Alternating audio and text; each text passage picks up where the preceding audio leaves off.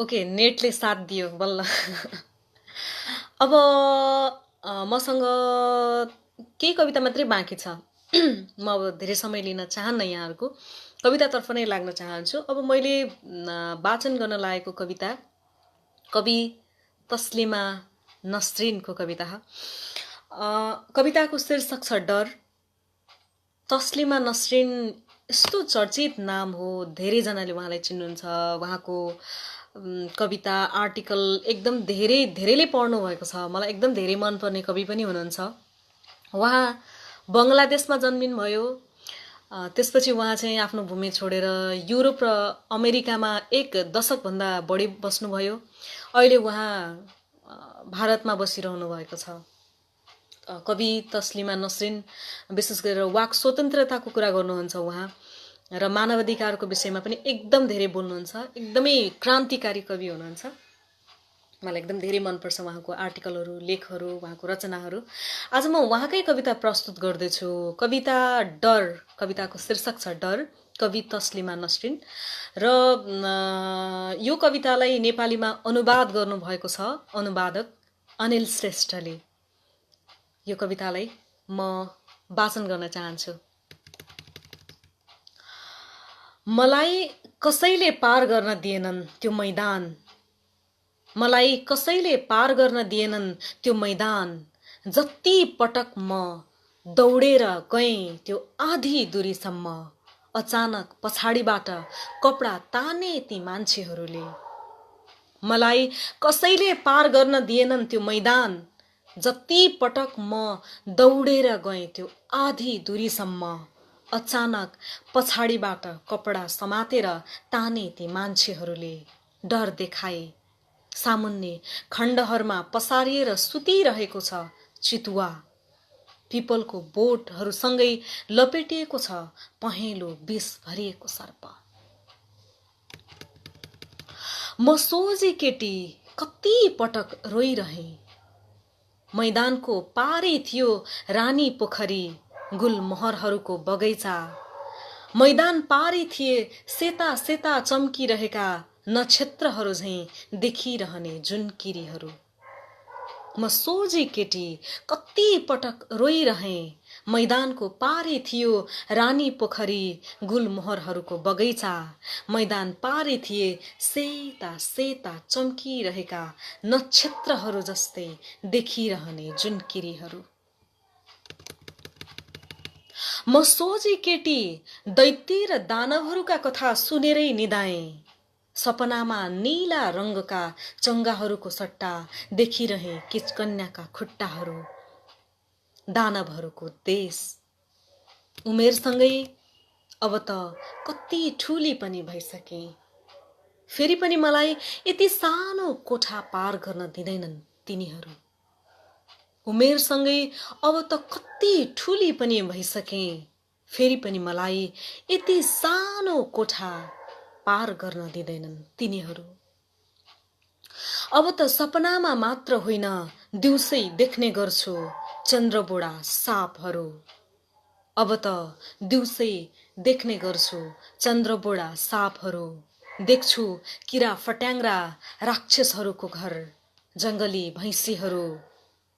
घरबाट बाहिर निस्केर म आकाश देख्न सक्दिनँ।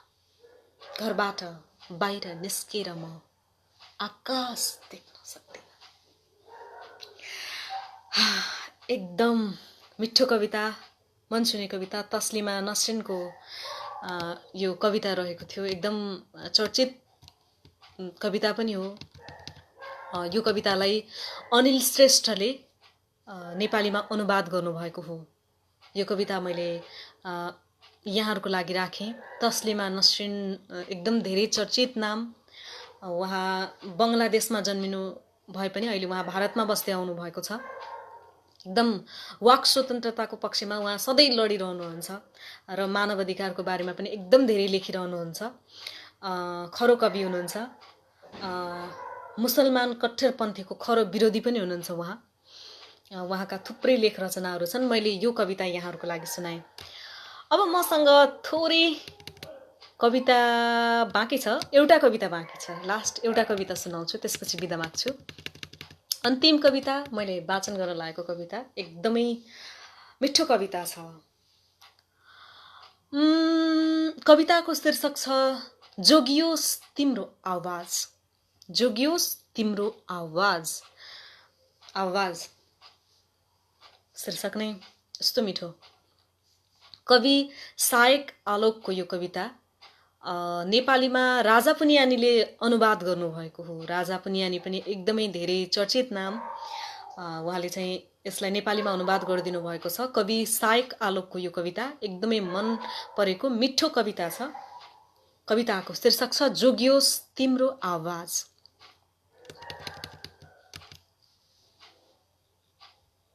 तिमी चुपचाप बस्नुले तिमीलाई भित्र भित्रै यसरी खान सक्छ।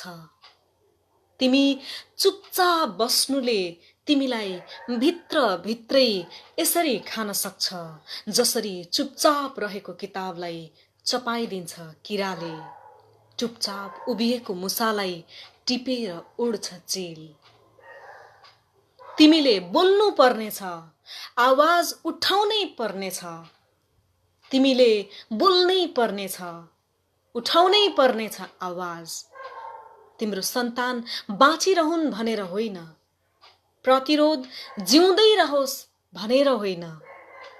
बाँचिरहोस् विचार, धरती रहिरहोस्, जोगियोस् मानवता, न्याय अन्याय, धर्म अधर्म बाँचिरहन् भनेर पनि होइन। तिमी तिम्रै निम्ति मात्र चुप लाग्नु हुँदैन। तिमीले बस तिम्रो आवाज बचाइराख्नलाई, तिमीले बस तिम्रो आवाज बचाइराख्नलाई चुप लाग्नु हुँदैन, बोल्नुपर्छ। एकदम मिठो आवाज। तपाईँ पनि बोल्नुहोस्, मनमा केही कुरा छ भने भडास पोख्नुहोस्, मनभित्रै नराख्नुहोस्। एकदम मिठो कविता, ऊर्जावान कविता, एकदम ऊर्जा दिने कविता मैले यहाँहरूलाई सुनाएँ। केही स्वदेशी कविहरूका कविता, केही विदेशी कविहरूका कविता सुनाएँ। यो कविताहरूले यहाँहरूलाई पनि पक्कै पनि जोस दियो होला, जाँगर दियो होला। अहिले भर्खरै मैले यहाँहरूलाई सुनाएको कविता कवि सायक आलोकज्यूको रहेको थियो। उहाँ भारतका प्रसिद्ध युवा कवि हुनुहुन्छ र उहाँको यो कवितालाई नेपालीमा राजा पुनियानीले अनुवाद गरिदिनु भएको थियो। उहाँलाई पनि धेरै धेरै धन्यवाद।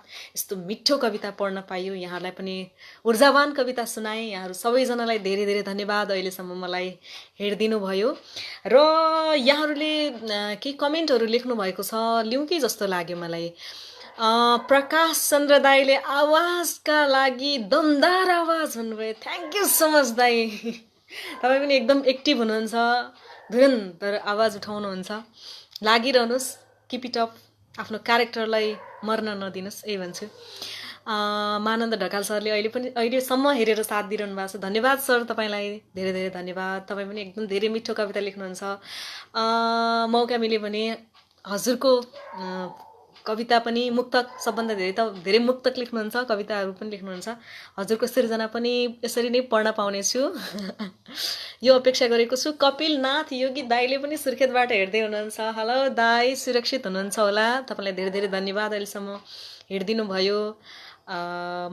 म कविता वाचन गर्न त्यति अब्बल त छैन, सक्षम छैन, तर कोसिस गरेँ। बोली चाहिँ हो के साथीको भनेर पार्वती घिमिरे पौडेलले लेख्नुभएको छ। थ्याङ्क यू सो मच दिदी। यति धेरै मख पनि नपारिदिनुहोस्, मेरो नाक ठुलो भइसक्यो। गोविन्द मत्रा सरले हेर्दै हुनुहुन्छ। सर नमस्कार, यहाँलाई पनि। अब भने कविता मैले वाचन गरिसकेँ। यहाँहरूले केही कमेन्ट लेख्नु भएको छ भने कमेन्ट लिन्छु भनेर हेर्दै थिएँ। मैले अघि कविता वाचन गरिराख्दाखेरि नेट गयो। नेट गएपछि मैले फेरि लाइभमा जोडिएँ। अहिले चाहिँ धेरै कमेन्ट छैन जस्तो लाग्यो। ठिकै छ। प्रशान्त ढकालजीले पनि हेर्दै हुनुहुन्छ। पार्वती घिमिरे दिदी, उदय दाईले पनि हेर्दै हुनुहुन्छ। ममता जोशीले अझै निखार्ता आओस् भन्नुभएको छ। Thank you so much. टिके कणेलले पनि हेरिरहनु भएको छ। कविता वाचनमा पनि मधुरता छाएछ बहिनी भनेर लेख्नु भएको छ। थ्याङ्क यू सो मच दिदी। अब पहिला पहिला स्कुलमा पढायो भन्दा अलिअलि रामप्रसाद चौलागा सानो बुवाले पनि हेर्दै हुनुहुन्छ।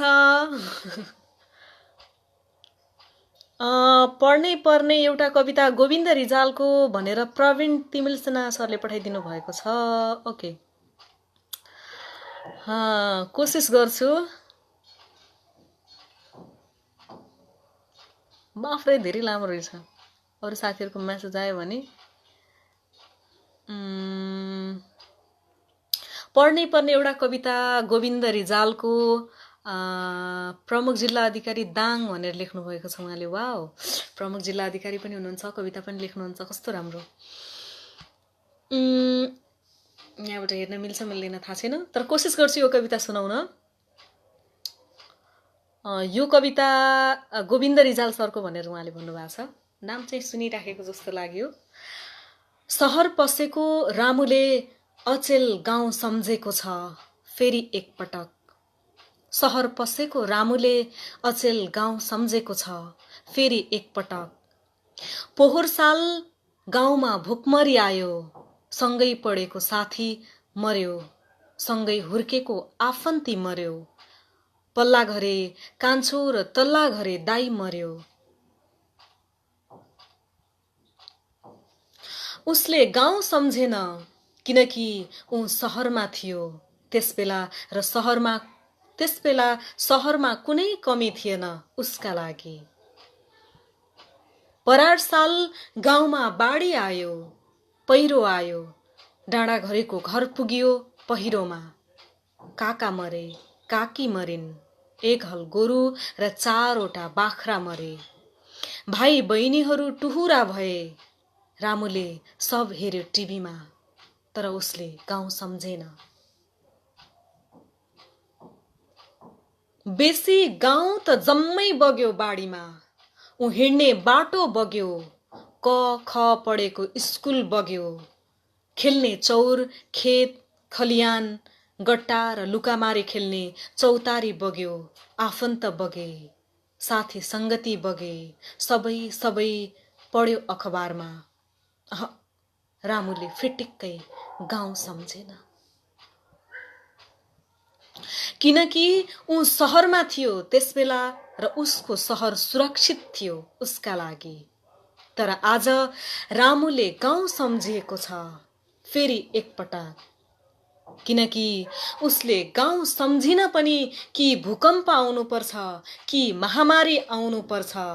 त्यसैले मन नलागी रामुले आज गाउँ सम्झेको छ, किनकि उसको सहर असुरक्षित छ गाउँभन्दा। वाव, आऊ रामु, तिमी जन्मेको गाउँ, खेले हुर्केको गाउँ, पढे बढेको गाउँ। स्वार्थी छैन तिमी जस्तो दिल खोलेर स्वागत गर्न आतुर छ, तिमीलाई बचाउन लागि परेको छ।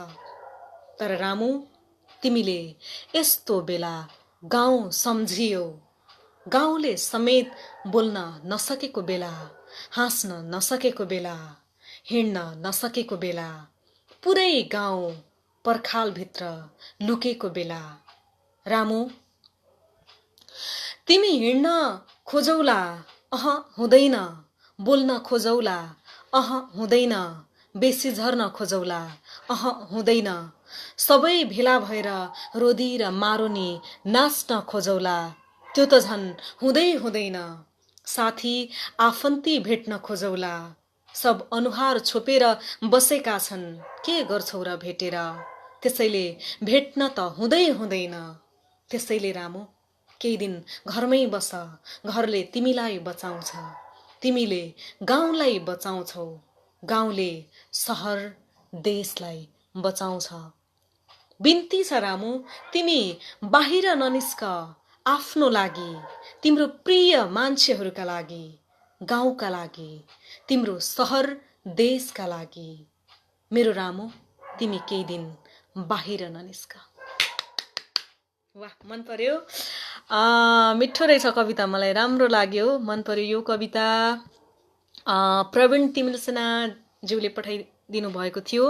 गोविन्द रिजालज्यूको पढ्नै पर्ने एउटा कविता भनेर उहाँले पठाउनु भएको थियो। यहाँलाई धेरै धेरै धन्यवाद यो कविताको लागि। गोविन्द रिजालज्यूलाई पनि धेरै धेरै धन्यवाद, मिठो कविता लेख्नुभएको रहेछ। यो मौकामा, यो फेसबुक लाइभमा आएको मौकामा यहाँहरूलाई यो कविता सुनाउने पनि मौका मिल्यो। धेरै धेरै धन्यवाद। कमल कृष्ण जैसी दाईले पनि हेरिरहनु भएको छ। दाई धन्यवाद, यहाँलाई पनि सुरक्षित रहनुहोला जहाँ हुनुहुन्छ। लक्ष्मी जैसी घोडासैनी दाईले पनि हेर्दै हुनुहुन्छ। कृष्ण आचार्य सरले पनि हेर्दै हुनुहुन्छ हामीलाई। सुरेन्द्र कुमार सरले पनि हेर्दै हुनुहुन्छ। दर्डी उहाँ पनि हेर्दै हुनुहुन्छ।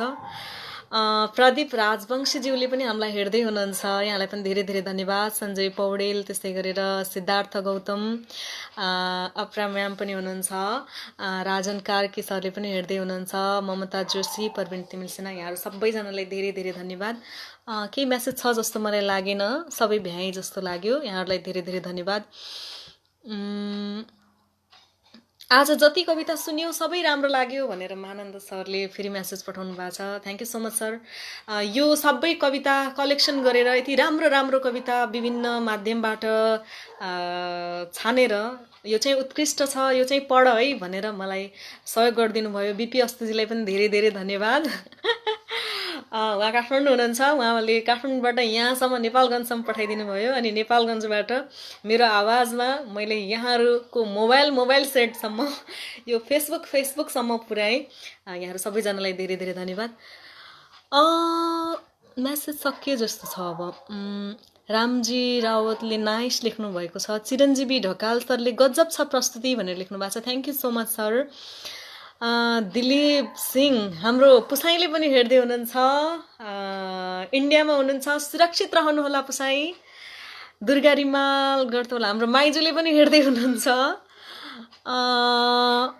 राम्रो प्रस्तुति भान्जी भनेर लेख्नु भएको छ। थ्याङ्क यू सो मच माइजू। हजुरको प्रगतिको कामना गर्दछु भनेर हाम्रो पुसाईले म्यासेज पठाउनु भएको छ, दिलीप पुसाईले। Thank you so much Pusai, तपाईँको आशीर्वाद छ, माया छ। सन्तोष नेउपाने सरले पनि हेर्दै हुनुहुन्छ। ईश्वरी नेपाल म्यामले पनि हेर्दै हुनुहुन्छ। धनसिंह सुर्खेती ब्रदरले पनि हेर्दै हुनुहुन्छ। निरजङ थापा, त्यस्तै गरेर काजी अनिस, कमल सुर्खेती, कान्छो, बिपी अस्तु, गोविन्द सर गजब भन्नुभयो भन्नुभयो। गोविन्द सरको कविता बिपी अस्तुजीलाई पनि मन पर्यो भनेर चाहिँ कमेन्टमा आएको छ। वा समय सन्दर्भमा रहेछ वाचन गर्नेको आवाजले झनै राम्रो बनायो भन्नुभएको छ। Thank you so much Parvati दिदी, तपाईँको आशीर्वाद छ, माया छ। यो माया रन्जलसम्म म वाचन गरिरहनेछु। जनकचन्दले पनि हामीलाई हेर्दै हुनुहुन्छ। वाउ गजब प्रस्तुति हजुर भन्नुभएको छ। थ्याङ्क यू सो मच तपाईँलाई पनि। अब म्यासेज सकिए जस्तो छ। भोलि पर्सि केही कविताहरू पाएँ, यहाँहरूले पठाउनु भयो। अनि नेटले पनि साथ दियो भने यहाँहरूसँग फेरि भेट हुनेछ। 1 घन्टा करिब भयो। यहाँहरूले झेलिदिनु भयो। यहाँहरू सबैजनालाई धेरै धेरै धन्यवाद। जहाँ हुनुहुन्छ, म चाहिँ नेपालगञ्ज छु, कहाँ हुनुहुन्छ भनेर म्यासेज लेख्नु भएको छ गणेश सरले। म नेपालगञ्जमै छु सर, होममै छु, एकदम सुरक्षित छु। यहाँहरू पनि सुरक्षित रहनुहोला, ह्याप्पी रहनुहोला भन्न चाहन्छु। नमस्ते हजुर, लामो समयपछि भेट भएको अनुभूति भयो भनेर बालकृष्ण पाण्डे दाइले म्यासेज पठाउनु भएको छ। एकदम धेरै लामो समयपछि फेसबुकमा यहाँहरूसँग कुराकानी गर्ने मौका जुर्यो। धन्यवाद यहाँलाई पनि। अब अर्को दिन फेरि भेटौँला। हुन्छ, नमस्ते, शुभरात्रि, ह्याप्पी रहनुहोस्, खुसी रहनुहोस्, कोरोनाको धेरै टेन्सन नलिनुहोस्। बाई।